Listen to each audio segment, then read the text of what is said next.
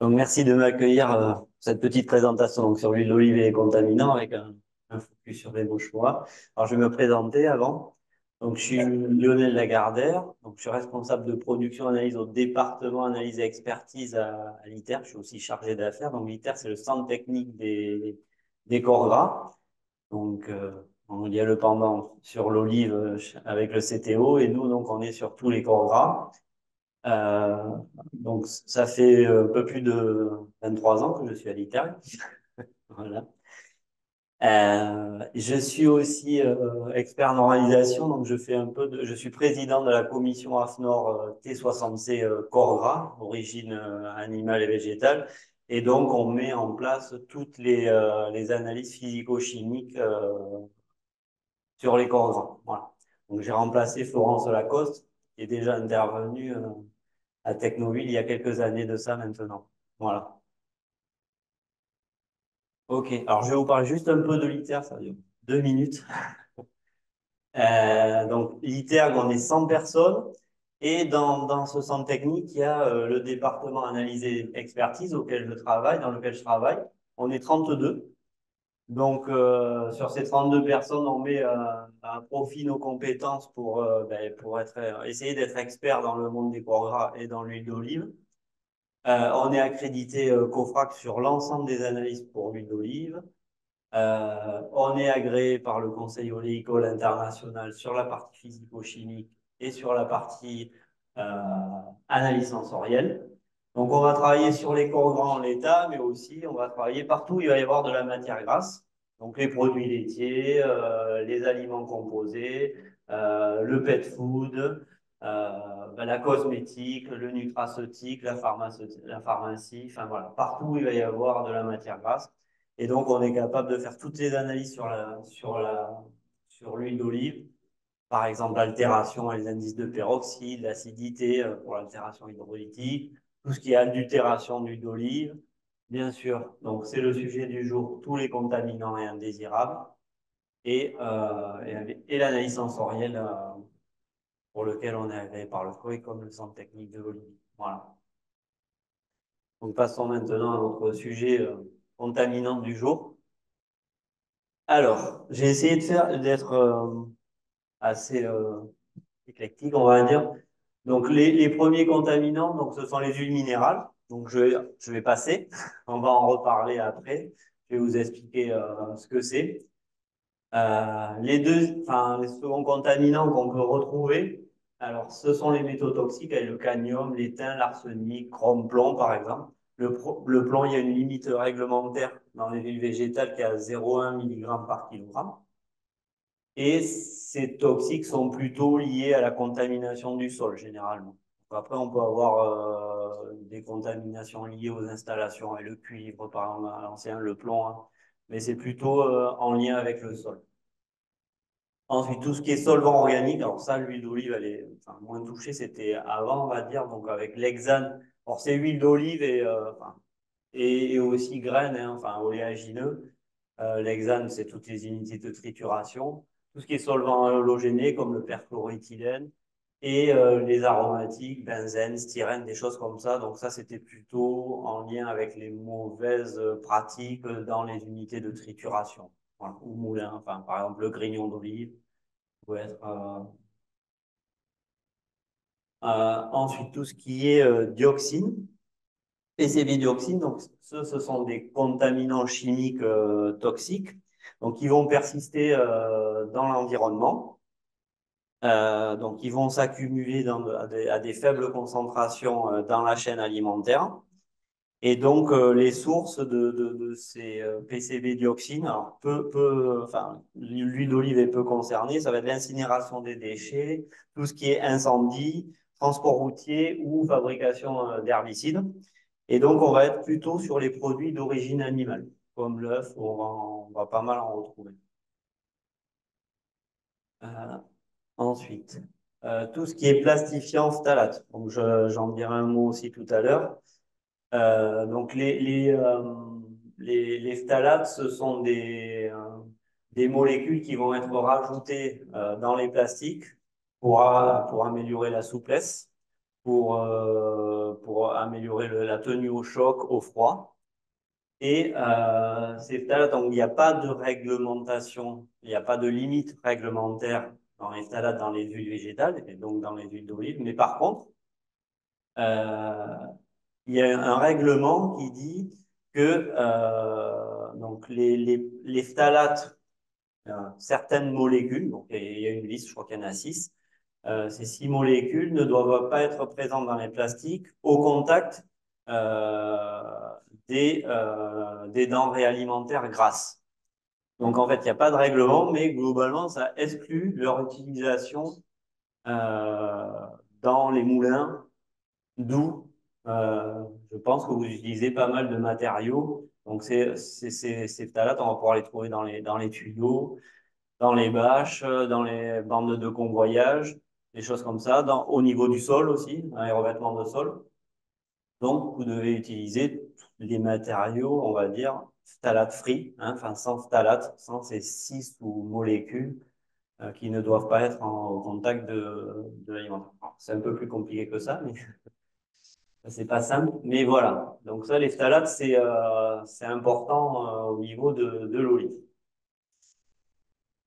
Ensuite, il y a tout ce qui est mycotoxines. Voilà, donc, ce sont des toxines naturelles qui vont être produites par les moisissures. Et donc, on va pouvoir les retrouver dans la nourriture, dans la chaîne alimentaire. Voilà. Donc, ce qui est concerné principalement par les mycotoxines, donc aflatoxines, ochratoxines, ça va être plutôt les céréales. Voilà. Et on peut aussi retrouver dans les fruits, les noix, les amandes, les pommes, enfin voilà, les produits manufacturés pour l'alimentation humaine. Et les derniers, voilà, on les connaît, ce sont les pesticides, donc tout ce qui est produits phytosanitaires avec insecticides, herbicides, fongicides, donc qui permettent, eux, donc la prévention, le contrôle et l'élimination d'organismes qui indésirables, donc qu'il s'agisse de plantes, d'animaux, de champignons, de bactéries. Voilà. Donc ça, c'est un peu le screening, on va dire, que l'on peut retrouver dans les huiles d'olive. Et donc, ces contaminations, c'est l'origine de ces contaminants. Donc, il y en a quatre plus grosses, on va dire. Donc, la contamination environnementale, donc en lien avec la culture, le transport, le stockage et l'emballage. On va voir après. Protection des cultures, donc tout ce qui est herbicide, on va voir ça. Et les procédés de transformation, donc dans le moulin. Ok, donc si on regarde rapidement, euh, au niveau de la contamination environnementale, donc là on va être sur des huiles plutôt vierges, donc noix, olive, qui vont être concernées. Donc les métaux lourds, j'en ai parlé, cadmium, plomb, principalement. Ensuite, il y a les hydrocarbures aromatiques polycycliques.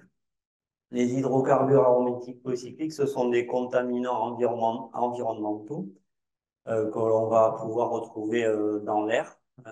Et ils sont en lien avec la pyrolyse ou la combustion incomplète de la matière grasse, des matières organiques en général. Donc, d'où de la matière grasse. Par exemple, quand vous faites votre barbecue, la graisse va tomber et va s'enflammer avec les charbons. Et là, ben là, vous créez des HAP, donc des hydrocarbures aromatiques polycycliques. Donc, quand on fait le barbecue, généralement, enfin, on dit il faut être à 15 centimètres entre les charbons et le grill. Parce que là, vraiment, enfin, dès que, voilà, ça c'est, donc, la combustion de cette matière grasse va créer des hydrocarbures. Donc là, on va être surtout, par exemple, au niveau des graines, généralement, il va y avoir des parties séchage, donc donc il va pouvoir amener ces contaminants-là. Huile minérale, donc on verra après. En détail. Les solvants aromatiques volatiles, donc j'en ai parlé, donc c'est peu concerné pour l'olive, à part les grignons, à part pour les grignons d'olive. Et tout ce qui est PCB dioxine, c'est ce que j'ai dit tout à l'heure, on est plutôt sur les produits d'origine animale, donc plutôt les huiles marines type poisson. Deuxième source de contamination, donc tout ce qui est transport, stockage, emballage. Donc on va être sur toute huile vierge, raffinée ou brute. Donc les huiles d'olive sont concernées. Donc avec les produits phytosanitaires, toujours les mêmes. Les plastifiants, donc les phtalates, j'en ai parlé, donc tout ce qui est revêtement de sol, tuyaux, euh, partout il va y avoir du plastique, hein. Enfin, voilà, tout le contact avec l'huile peut générer la récupération de phtalates parce que donc ces phtalates, ils aiment l'huile, malheureusement. Donc, ils vont être très solubles avec les huiles, avec la matière grasse, et donc on va en retrouver facilement et très rapidement en contact de ces matériaux plastiques. Donc, huile minérale. Donc, on peut en retrouver généralement, c'est plutôt dans la partie stockage et transport. On verra tout à l'heure. Et les mycotoxines. Voilà.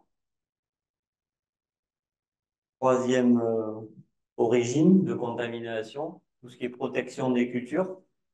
Donc là, on est principalement sur les pesticides et donc herbicides, insecticides, fongicides, et on est plutôt sur les huiles vierges et brutes. Pourquoi? Parce que quand on fait le raffinage de l'huile, donc on a notre huile brute, on raffine l'huile, on a une huile raffinée et ce raffinage va permettre d'éliminer toute la partie pesticides. Donc ce qui n'est pas le cas pour les huiles vierges, vous êtes juste en pression. Donc on peut les retrouver et généralement des pesticides dans les huiles bio, hein, alors je ne parle pas que de l'huile d'olive, hein, en général, on va plutôt en retrouver des pesticides dans les huiles bio parce qu'il n'y a pas ce raffinage que dans une huile raffinée de tournesol parce que le raffinage va les avoir éliminés, généralement. C'est pas la majorité des cas, mais voilà, globalement, on est plutôt sur là, quoi. Ensuite, les procédés de transformation. Donc, ce que je disais tout à l'heure, tout ce qui est HAP, hydrocarbures aromatiques polycycliques. Donc, on va plutôt être sur le séchage des matières premières. Donc, les huiles concernées, ça va être plutôt courgette, pépins de raisin, tournesol. Moins, euh, moins les huiles d'olive. Donc, huile minérale aussi, dans la partie transformation, on va le voir avec une petite slide que j'ai fait. Dans le moulin, on peut retrouver de l'huile minérale, les solvants d'extraction, donc là, c'est pas concerné pour les huiles d'olive, et donc les phtalates aussi, on en a parlé tout à l'heure. Voilà. Et donc, globalement, j'ai essayé de faire juste un risque en fonction des contaminants. Alors, il y en a d'autres, hein, mais c'est les principaux. Donc, le risque est très faible, on va dire, au niveau de l'huile d'olive avec les hydrocarbures aromatiques polycycliques, les solvants et tout ce qui est PCB dioxyde. Le risque est moyen au niveau des métaux lourds, cadmium, plomb. Et on va dire que le risque de retrouver de l'huile minérale type moche-moa, des phtalates et tout ce qui est pesticides, il est, on va dire, assez élevé au niveau de l'huile d'olive. Voilà. Bon, je vous ai mis ça, alors c'est juste pour information. Si vous avez besoin, il y a pas mal de textes qui vous donnent pas mal d'informations et de règlements au niveau, par exemple, des limites réglementaires. Donc, j'ai cité la norme commerciale du Conseil oléicole international, le COI, que vous connaissez tous, j'imagine. Donc, qui est applicable aux huiles d'olive et aux huiles de grignon. Donc là, le COI T15 NC numéro 3, c'est ce document-là. Si vous allez sur le site du COI, du Conseil oléicole international, vous avez un accès libre. C'est gratuit, hein, comparé à une norme AFNOR. Le COI met tout à disposition gratuitement. Donc sur le site, vous trouvez toute cette norme commerciale qui va vous donner toutes les caractéristiques, les spécifications à atteindre pour une olive vierge, une olive vierge extra ou courante ou lambante. Ensuite, il y a deux règlements européens, le CE 2022-2104 qui est la norme de commercialisation et le 2022-2105 qui reprend la conformité et les méthodes d'analyse. Donc globalement, toutes les méthodes d'analyse sont reprises, ce sont les normes du COI. Au niveau de la conformité, la différence, ça va être qu'il y a une catégorie en moins au niveau de l'Europe. Il n'y a pas la catégorie courante, hein, il y a juste vierge extra, vierge et lampante. Voilà. Donc on va avoir à peu près les mêmes informations entre les deux. Le codex, on est sur les recommandations, donc le codex pour l'huile d'olive, donc ça reprend ce que dit le code, hein, généralement. Et ensuite, au niveau contaminant, vous avez le règlement européen portant les fixations de teneur maximale pour certains contaminants dans les denrées alimentaires. Donc, c'est tout ce que j'ai parlé, métaux, aflatoxines, HAP, dioxines. On va trouver certaines choses pour les huiles. Le règlement européen 396-2005, ce sont toutes les limites maximales applicables aux résidus de phytosanitaires, donc tous les pesticides. Et enfin, alors j'ai cité ce comité, Standing Committee on Plant Animal Food and Feed Section, Novel Food and Toxicological Safety of the Food Chain. Donc ça, c'est quelque chose qui est rattaché à l'Union européenne. Et ils peuvent émettre des avis et des rapports. Et c'est ce qu'ils ont fait pour les moches moa en octobre 2022. Et donc là, ils ont préconisé des limites maximales pour les moches moa. Voilà. Donc ça me permet de faire la transition avec le sujet moche moa.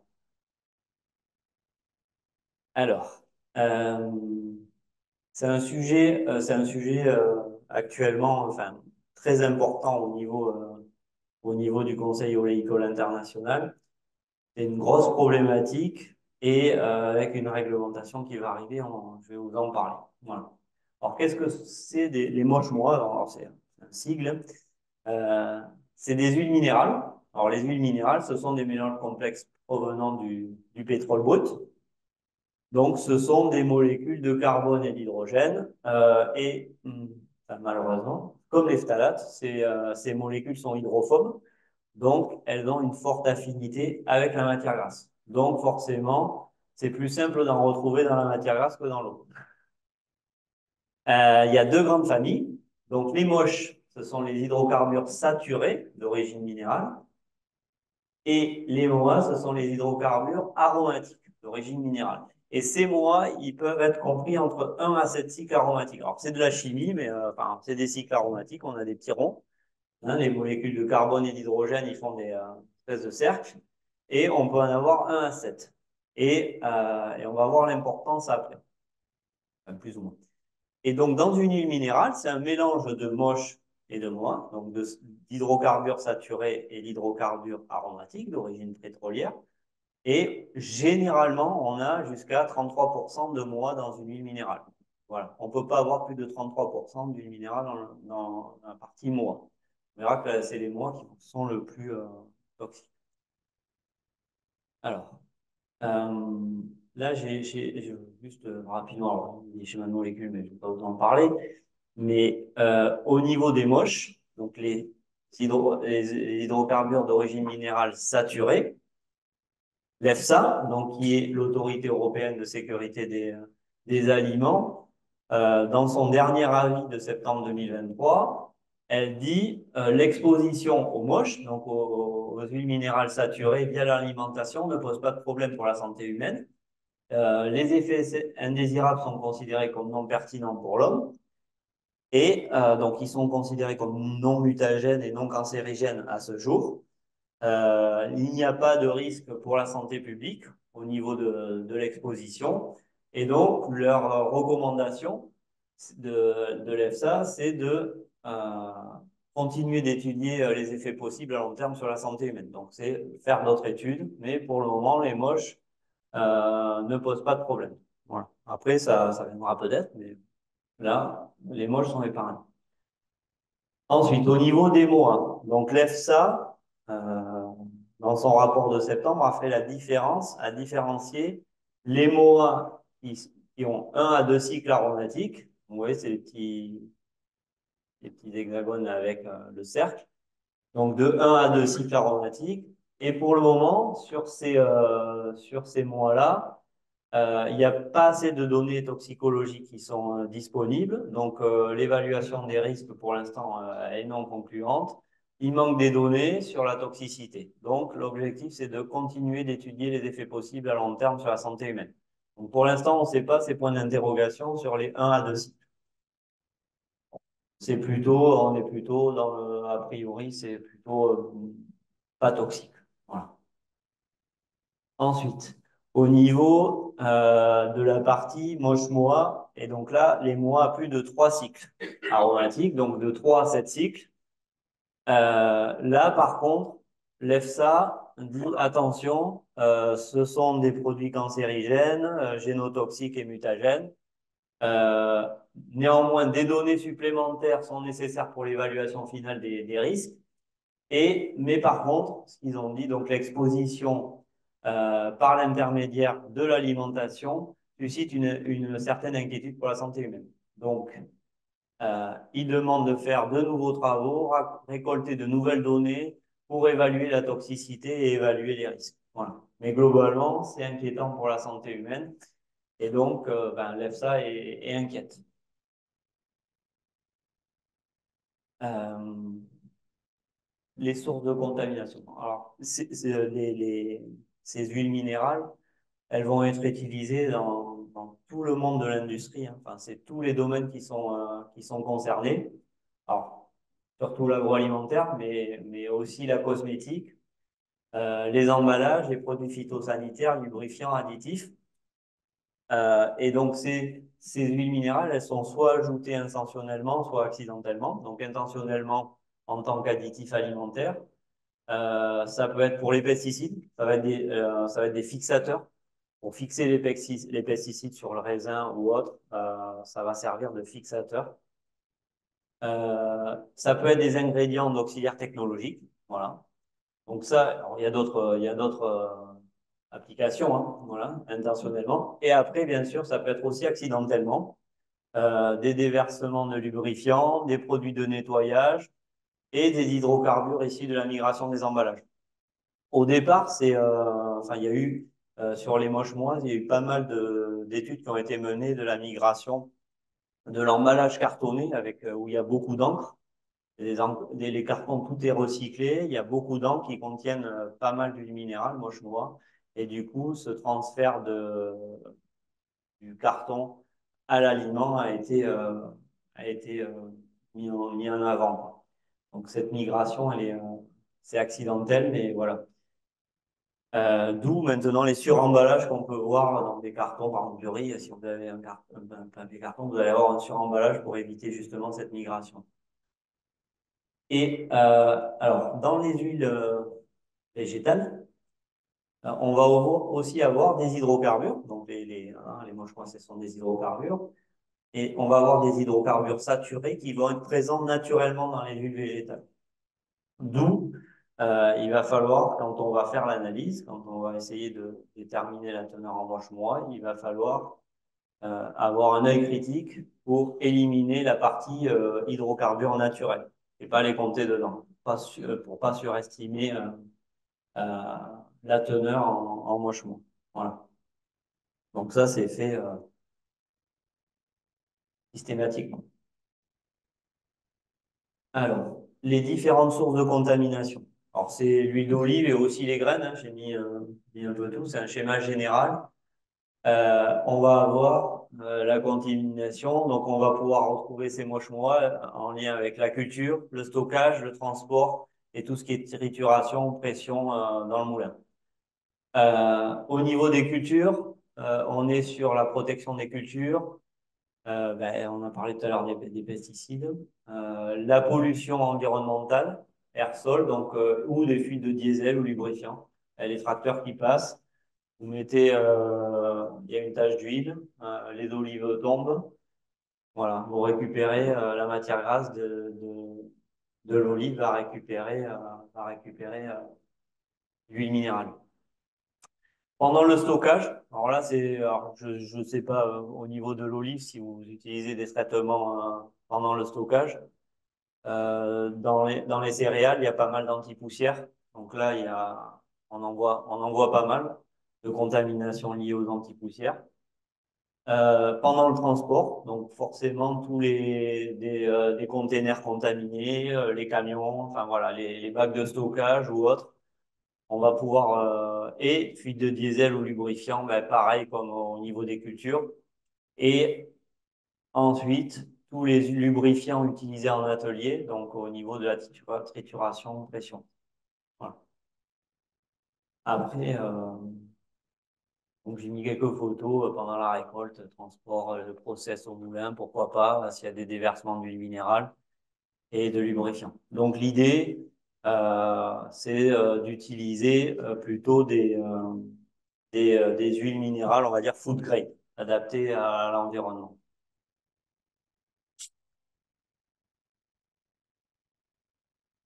Au niveau réglementaire, donc, l'historique, en fait, vous allez voir, donc il va y avoir une réglementation qui va arriver à la fin de l'année, au début de l'année prochaine. Donc l'historique, c'est quoi? En 2008, on a eu une contamination par des huiles minérales dans de l'huile de tournesol en provenance d'Ukraine. Je ne sais pas si vous avez entendu parler, ça fait, enfin, ça, on a entendu un peu à la télé, mais c'était, on a retrouvé de l'huile minérale de tronçonneuse dans l'huile végétale de tournesol qui arrivait d'Ukraine. Elle était mise dans les bateaux, dans les containers. Ils en mettaient un peu en bas, ils remplissaient un peu d'huile de tournesol et ça coûtait, ils gagnaient un peu d'argent. Voilà. Et c'est des Anglais qui se sont rendus compte qu'il y avait de l'huile minérale dans de l'huile de tournesol. Et quand on a fait un peu l'état des lieux, ben, forcément, l'huile de tournesol s'est utilisée dans tous les produits agroalimentaires, tous les produits transformés. On en a trouvé partout. Et en même temps, quand on a fait ces screenings de, enfin, huile minérale dans les huiles végétales ou autres produits laitiers, on s'est rendu compte ben, en fait, qu'il y avait pas mal de fuites de lubrifiants dans les ateliers ou autres ben, qui se retrouvaient dans la chaîne alimentaire. Donc, au départ, c'est ça. Et donc là, il y a eu une réglementation suite à ça. C'était, il fallait, alors là, c'était que les moches, c'était que les hydrocarbures saturés à ce moment-là, en 2008. Et donc, c'était 50 mg par kilogramme maximum de moche dans une huile de tournesol en provenance d'Ukraine. C'était que celle qui venait d'Ukraine. C'était touché. Voilà. Ensuite, en 2012, l'EFSA donc, a fait un premier rapport en disant attention, la présence d'huile minérale dans les aliments est inquiétante dans nos premières études. Bon. 2019, nouveau rapport, et là, donc là, c'était un peu plus sérieux. Il recommande de limiter l'exposition du consommateur aux huiles minérales et donc plus particulièrement les MOA contenant 3 à 7 citres. Ils faisaient déjà cette différence en 2019.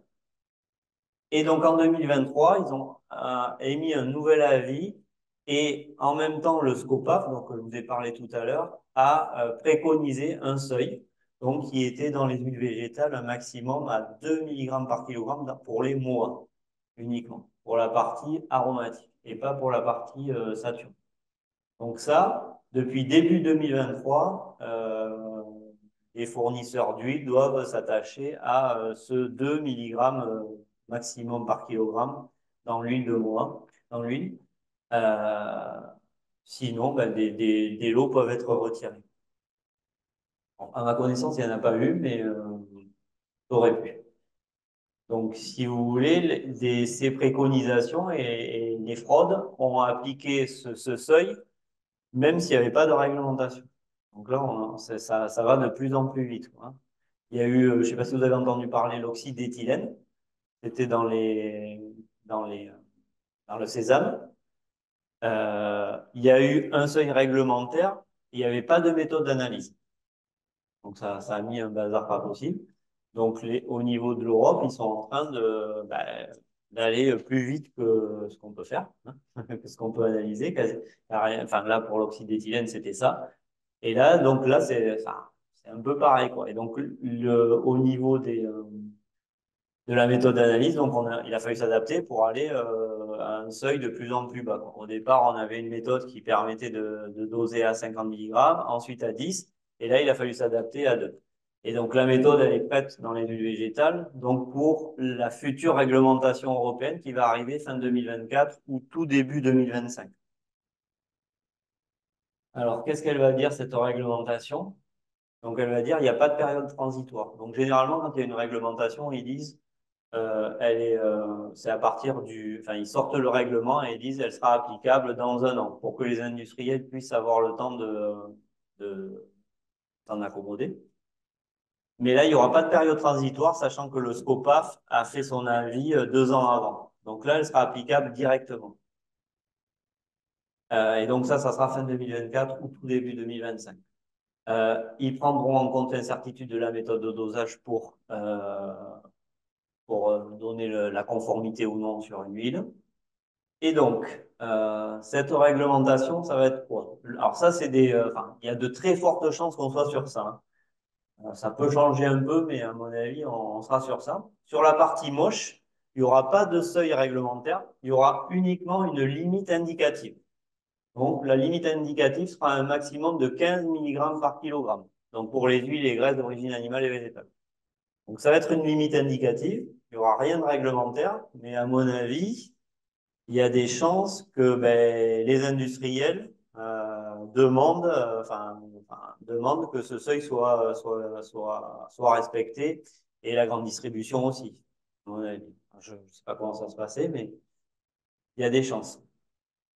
Déjà, là, c'était juste des préconisations et ces gens-là, enfin, ces industriels ou grande distribution, déjà demandaient de respecter les deux en mois. Donc, j'imagine que même si c'est une limite indicative, ils risquent de nous demander de respecter ça. À voir, mais ça sera qu'indicatif. Par contre, sur les mois, donc, il y aura une limite maximale et qui sera basée sur les mois totaux. Donc, là, euh, ils ne feront pas de différence entre le nombre de cycles aromatiques. Donc, pourquoi? Je vais vous dire pourquoi. Enfin, parce qu'actuellement, il n'existe pas de méthode capable de doser précisément les aromatiques avec un à 2 cycles ou les aromatiques plus de 3 à 7, de 3 à 7 cycles. On n'est pas capable de faire cette différence actuellement. Il y a des appareils qui existent, ça coûte 800 KE, enfin, bon, c'est énormément cher. Donc, il faut avancer sur ça. Ça sera peut-être la suite de la réglementation, ça sera de différencier justement le nombre de cycles, mais pour le moment, donc, ça sera le total. Et donc, il y a deux scénarios envisagés. Un premier scénario, ça sera une réglementation ciblée sur les principaux contributeurs, donc les huiles et les graisses en font partie, forcément. Et ou un deuxième scénario, une réglementation sur tous les aliments, sauf fruits, légumes, viande, poissons et fruits de mer. Donc globalement, les huiles végétales seront concernées et le maximum sera pour les mois à 2 mg par kilogramme. Donc ils suivent les préconisations du SCOPAF il y a 2 ans, quasiment. Voilà. Donc voilà la future réglementation. Et donc, là, j'ai mis une étude qu'a fait le Centre technique de l'Olivier. Avec nous, on a fait les analyses, vous nous avez demandé les analyses.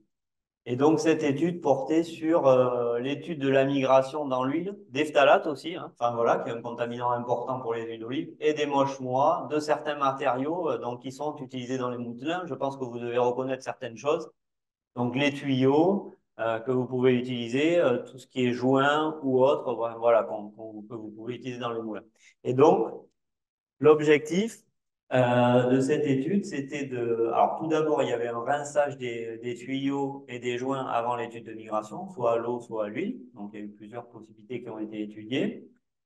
Une mise en contact huile-matériaux. Donc, pour les tubes, ce qu'on a fait, c'est que on a rempli d'huile, donc dépourvu en phtalate et en moche-mois, un tuyau, environ 20 cm de long, donc ils étaient bouchés par des bouchons en verre. Et pour tout ce qui était joint ou autre, ils ont été découpés en petits morceaux et mis à tremper dans de l'huile. Voilà, dans l'huile, dans cette même huile. Et le tout mis à l'étuve, donc à 40 degrés pendant 5 jours, 10 jours et 2 mois, de façon à accélérer le processus de migration de l'huile vers les matériaux. Et donc, après 5 jours à 40 degrés, après 10 jours, après 2 mois, et bien sûr avant cette étude, l'analyse des moches-mois et des phtalates a été faite. Donc voilà. Donc le centre technique de l'Olivier a des données pour fournir, si vous voulez, sur les tuyaux. Donc voilà. Donc ça, enfin, je pense que c'était vraiment, c'est une très bonne étude qui permet enfin, déjà d'avoir un avis sur l'ensemble des matériaux utilisés et d'être en avance, on va dire, sur la réglementation. Ensuite, alors voilà, donc j'ai fini sur ça. Et ce que je disais tout à l'heure, il y a des nouveaux contaminants qui arrivent et qui sont inquiétants. Alors, je ne sais pas si les huiles d'olive seront concernées. Et vous avez les PFAS. Alors, je ne sais pas si vous en avez entendu parler, mais il y a un plan gouvernemental qui va s'étendre de 2023 à 2027, où les PFAS sont très, enfin, sont mis dans ce plan. Et donc, en fait, alors, il y a 4700 molécules. C'est énorme le nombre de molécules. Enfin, c'est beaucoup de molécules chimiques qui vont être utilisées pour leurs propriétés anti-adhésives, d'imperméabilité, surtout anti-taches, résistance à la chaleur. Oups, attendez, hop, c'est parti là. On peut les retrouver dans les mousses anti-incendie. Alors, il y en a pas mal. Tout ce qui est vêtements imperméables, le maquillage, la peinture, l'électronique, les pesticides encore, enfin voilà, les produits contre les taches, donc tout ce qui est anti-taches, hein, les meubles traités avec des taches, anti-taches, pardon, les emballages alimentaires, les revêtements anti-adhésifs. On en a entendu parler dans les poêles Tefal, là, les PFOA, enfin voilà. Vous pouvez en retrouver là. Et malheureusement, ces PFAS, ben, on va les retrouver dans tous les produits. Ça peut être déversé dans l'environnement.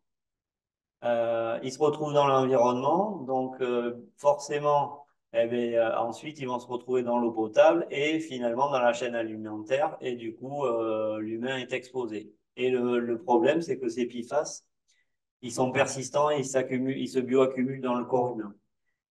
Donc, enfin, déjà, c'est un peu inquiétant. Il y a déjà une réglementation dans les produits de la pêche et on ne sait pas ce que ça va donner. Alors, contrairement aux phtalates et aux moches-noix, les PFAS, ils sont plutôt solubles dans l'eau. Et donc, c'est plutôt les produits solubles dans l'eau qui sont concernés. Mais il y a déjà une publication qui montre la présence dans des huiles végétales et notamment dans l'huile d'olive de deux molécules. Voilà. Donc, au niveau de enfin, de la normalisation internationale, ils pensent que, enfin, à la dernière réunion, d'octobre dernier, ils pensaient que les huiles végétales ne seraient pas concernées, mais voilà, on en trouve, voilà, ils en trouvent. Donc, dès qu'il va y avoir des publications, tu vois, bon, voilà. C'est un peu inquiétant, ça, et surtout qu'il y a beaucoup de molécules. Alors, c'est limité en nombre de molécules et la réglementation qu'il y a pour le moment sur les produits de la pêche. Mais elle existe et ça va arriver. Enfin, le gouvernement en plus y a mis son nez, l'Europe. Donc, c'est un des futurs contaminants et enfin, quand on va en normalisation ou dans des réunions où on parle de contaminants, les gens, ils parlent que de PFAS. Voilà. Pardon? Mais c'est tout ce qui est ben, c'est anti-taches et tout ça, ce sont des molécules, ils en mettent partout, quoi, hein. Enfin, voilà, pour des revêtements, pour rendre lisse, pour rendre imperméable, des choses comme ça. Pour le moment, on n'est pas capable de les doser et donc on a démarré le développement de la méthode. Voilà. On a démarré le développement de la méthode il y a 3 mois. Ensuite, deuxième contaminant, ce sont les microplastiques. Je ne sais pas si vous en avez entendu parler. Très peu de temps, il y a eu, enfin, je crois que c'est Courrier International qui dit ben, les êtres humains mangent environ une carte bleue par semaine. Voilà. Donc ça, c'est l'hypothèse haute. Alors, il ne faut pas le croire, mais voilà. Bon. Donc, les microplastiques, ce sont des particules, mince, hop, pardon, je suis sur le mauvais bouton, qui sont entre des centaines de nanomètres, donc très, très, très, très, très petites, et 5 millimètres. Et donc, on va distinguer les microplastiques primaires, donc qui sont directement issus de l'industrie. Donc, par exemple, dans l'industrie cosmétique et dans le textile, dans les fibres textiles, on va retrouver ces microplastiques. Et ensuite, les microplastiques vont être utilisés en tant qu'additifs des plastiques pour leur rendre la souplesse, la rigidité et la résistance au feu, par exemple. Et donc, ces microplastiques qui sont avec le plastique vont se fragmenter au contact de l'eau, généralement. Donc, vous les mettez dans l'eau et c'est du coup les microplastiques donc, qui amènent d'autres propriétés au plastique vont se fragmenter, on va les retrouver dans l'eau, dans les emballages, enfin, on peut les trouver. Et donc, plus ils se fragmentent, plus ils deviennent invisibles. Et ensuite, ils peuvent aller dans la chaîne alimentaire, bien sûr. Pour le moment, pas de publication dans les huiles végétales. C'est le début. C'est un sujet qu'on entend de plus en plus parler. Et le problème, c'est la méthode. Les méthodes d'analyse, pour l'instant, il n'y en a pas beaucoup. Il y a l'ANSES qui travaille pas mal dessus, mais à part ça, voilà, c'est le début.